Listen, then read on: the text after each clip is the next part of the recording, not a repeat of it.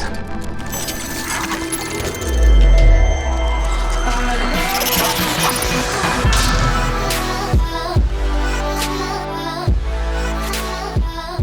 back, guys, to another Clash Royale video, and today I have a special video for you all because take a look at what I found in a crown chest a couple nights ago. My very first legendary on this account here. I've been playing this account for over 4 months now, guys, and over the past couple of weeks I've been slowly losing hope about ever finding a legendary, but surprisingly at the end of a crown chest 2 nights ago I found myself a miner. Now I'm super happy to have found the miner out of all the legendaries because the miner is very strong right now, and he's also a great counter to stuff like the princess or the elixir pump, both of which have been causing me a little bit of trouble recently. So here's the deck that I'm going to be using in today's video. I've been doing pretty well with it. I'm currently sitting at 3,300 trophies, which honestly isn't too bad. Now I do have 2 replays to share with you guys, and then I want to finish off with a live battle. But before we go to any of that stuff, guys, I want to take a quick moment here to talk about something. Last night, my channel passed 1,000 subscribers, which honestly is insane, and I have each and every one of you to thank for that. So thank you so much, guys, for all of your support. It does mean a lot to me. For 1,000 subscribers, I will be doing another Q&A special. So in the comment section below of this video here, please leave your questions that you want answered in that Q&A special, and just start your question with hashtag Q&A so I know you want it answered in the video. But anyways, let's go ahead and take a look at those replays. So here we are, guys, with the first replay, facing a level 9 using the Sparky. Now right at the start, I'm going to sit back and start building up some elixir, and then my first move is actually going to be using the Barbarians on a split push, which is one of my preferred starting moves if I don't have the Hog Rider in my starting hand. So right here, he drops his Sparky way in the back behind his King Tower, and watch this, guys. Barbarians doing a split push. Now I'm actually going to reinforce the Barbarians on the left hand side with the Musketeer, and hopefully force him to spend elixir defending his tower on the left hand lane instead of reinforcing the Sparky on the right. And right here, Fireball goes down, but watch on the right hand side, guys. Sparky crossing the bridge, gonna go ahead and use the Zap Spell plus the Goblins to not only kill the Sparky, but also take out the Princess. So huge elixir value right there. But take a look on the left hand side, guys. The Musketeer by herself was able to do some decent damage to that tower, bringing it all the way down to 1,600 health. And this is what I was talking about, guys. He plays the elixir pump. I'm going to go ahead and use the miner to do some damage to that. And even with the Ice Wizard slowing down the miner pretty much took out that entire elixir pump, which is a 3 for 5 elixir value. He did get 1 elixir back from the pump though, so I guess it's more like a 3 for 4 elixir value. Now right here, he's going to start focusing on the left-hand lane because obviously that tower is a little bit weaker. So that's why I dropped out the Crying Face. So right here, going to go in on the right-hand side with the Hog Rider. He drops the Barbarians. I'm going to go ahead and use the Zap Spell to stun them for a quick second. And I thought about also using the Fireball there, but I didn't want to overextend, and I need to save some elixir to defend against the Sparky on the left-hand lane. So right here, doing the surround technique with the Barbarians, taking out that Sparky and also taking out the Princess. And then I have a decent counter push going on, but he does have the Ice Wizard to take out the Barbarians. Now even though the Ice Wizard does slow down the Barbarians, I have 1 Barbarian left who will go onto that tower, getting 1 hit off. Now take a look at this elixir lead we have, guys. I'm at 10 elixir, he's sitting on 8 or so. So I'm going to go in with a pretty aggressive push right here with my Musketeer, the Miner, as well as the Hog Rider. And take a look at all this damage, guys, done to that tower, bring it all the way down to 860 health. And now once again, he's setting up another push on the left-hand lane with the Sparky. I'm going to do another split push with my Barbarians here. He drops down his Giant Skeleton for the very first time, which honestly I was pretty surprised to see at this point in the battle here. But watch this, guys. Going to go ahead and use the Musketeer as well as the Inferno Tower to defend this left-hand lane, and then sit him at Miner to take out that Princess. And at this point in the battle, guys, we took out the Meat Shield in front of the Sparky, so I will be able to go in with that Fireball as well as the Musketeer to take him out. But once again, another Sparky going down. And watch this, guys.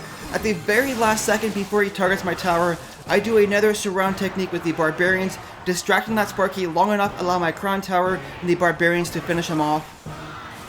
So at this point in the battle, guys, we're going into the overtime period. I'm going to go ahead and play a bit defensive here, drop down that Inferno Tower, because at this point in the battle, I know he doesn't have a Royal Giant in his deck.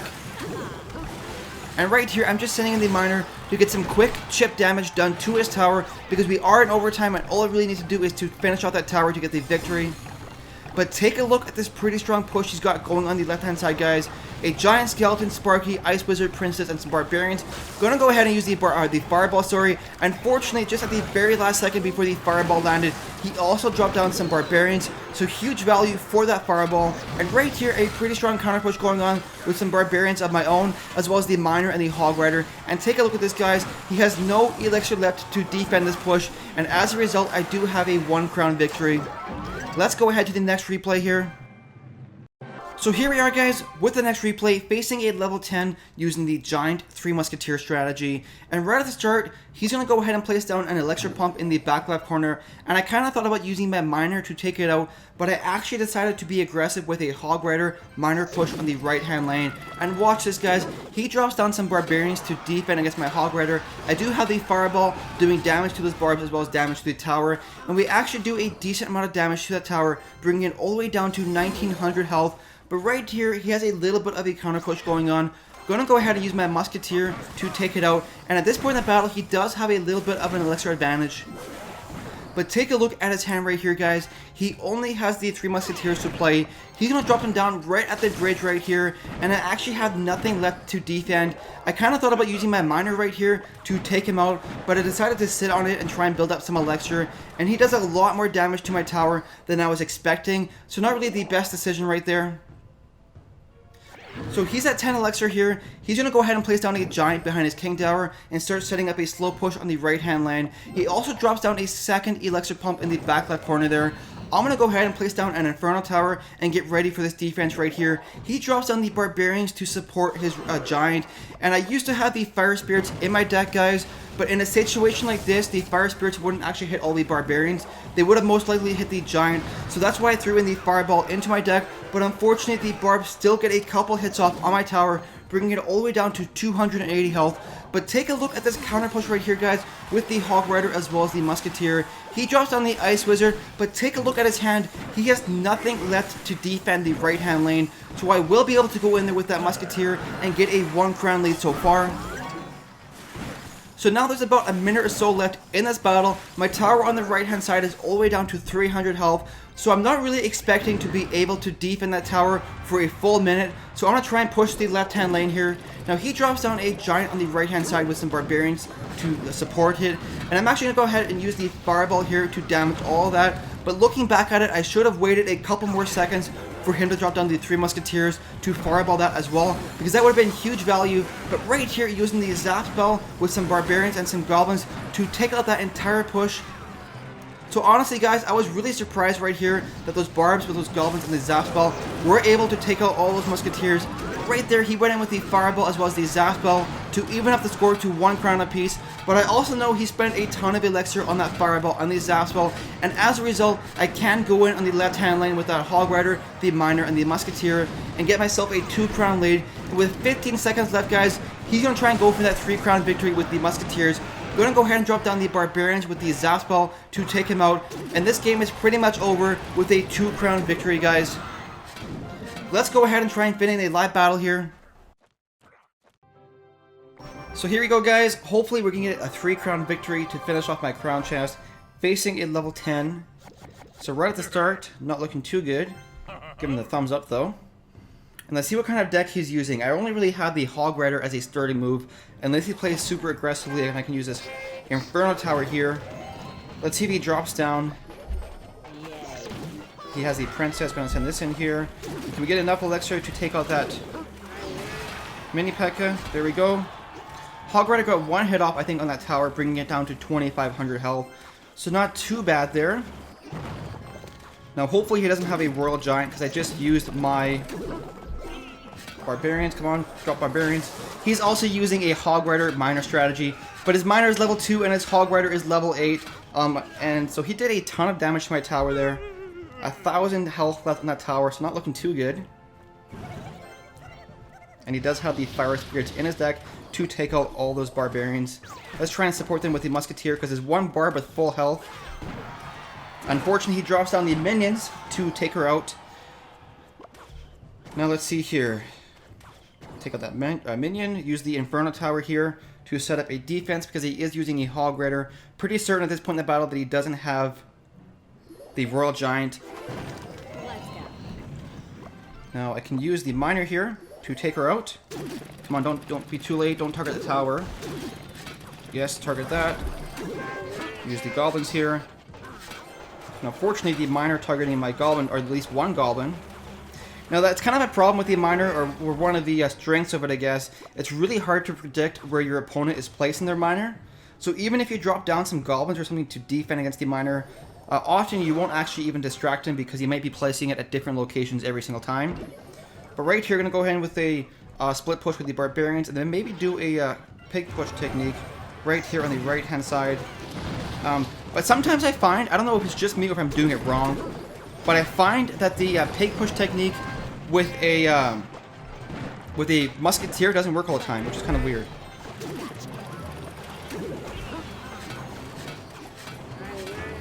So right here, going to use the barbs to defend. Come on, musketeer, or sorry, the P.E.K.K.A. does target my tower. I'm actually playing really bad here for some reason. I have no idea why.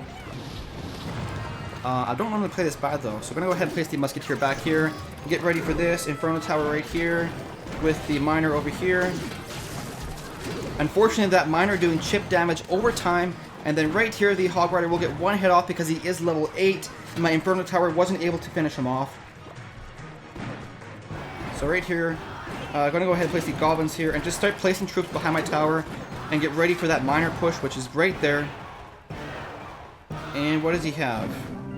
I'm going to do another musketeer here with an Inferno Tower and the miner over here, and then get ready for another miner push by him right here. Zapping that. I had to zap him to prevent any damage to my tower. I don't know if he has a fireball in his deck, so I can maybe hold up for a draw here. What does he do right here? I'm going to go ahead and place down some barbarians right here with another Inferno Tower to protect my tower.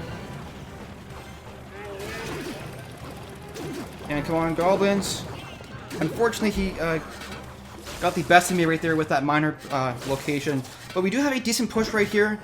Can we take out this? I'm going to throw the fireball and go YOLO right here. Can we take it out? Come on, come on, come on, come on. Getting the victory there. That was super close, guys. 2 health left on my tower. I can't believe we actually won that. Well played, buddy. That was a really good game. Anyways, that's going to wrap it up for this video. Please make sure to leave your questions for the Q&A special in the comments section below. I hope you enjoyed the video. If you did, don't forget to like and subscribe. Thank you so much for watching, guys, and we'll see you in the next video.